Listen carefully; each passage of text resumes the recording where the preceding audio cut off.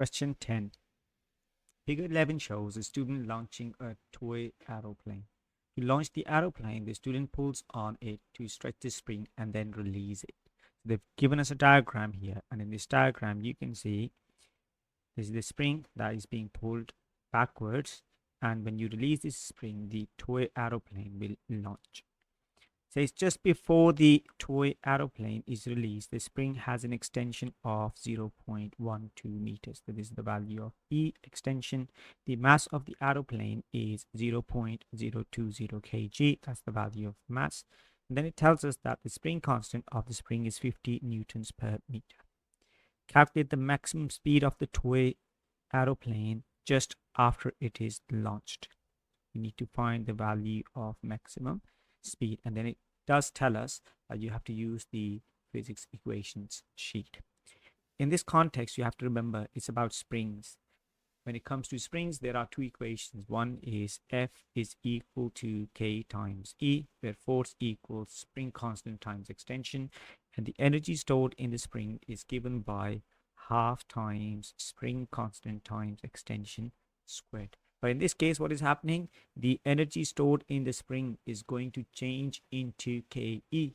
So law of conservation of energy will apply. So you'll have to say E stored will change into E kinetic energy. Now we know the equations for both of them. So the E stored in the spring will be given by half times K times extension squared, whereas kinetic energy is worked out using formula half times m times v squared. Now I see all terms on the left side are being multiplied and all terms on the right side are also being multiplied. So I can say this half and half will cancel out. Now I'm left with ke squared equals m times v squared. So what I'm now going to do is I'm going to replace them with the values. The value of k is 50 times the value of extension given to us is 0.12 squared equals, we do know the value of mass, which is 0.02, and the value of v squared is not known. Now I'll divide both sides by 0.02. This is gone. I'm left with v squared. If you plug these values in your calculator and solve, you'll end up with a value of 36. Now to get rid of this square, I'll take square root on both sides. If you do that, on the left side, you'll have a value of 6, and on the right side, you'll have a value of v.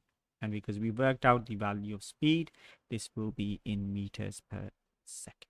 Next part says, complete the sentence. As the aeroplane moves upward through the air, there is decrease in ke of the aeroplane because it says moves through the air. So there will be some air resistance and we'll try to slow it down. So the ke will change into thermal energy and will go into the surroundings. So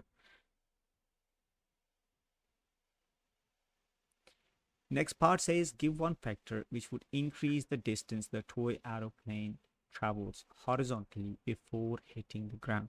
So they're basically asking you, how can you increase the distance that it will travel? So to increase the distance that it will travel, you will have to supply it more energy. And we've seen here, to supply more energy, you will have to pull this spring to even bigger extent. So we can say increase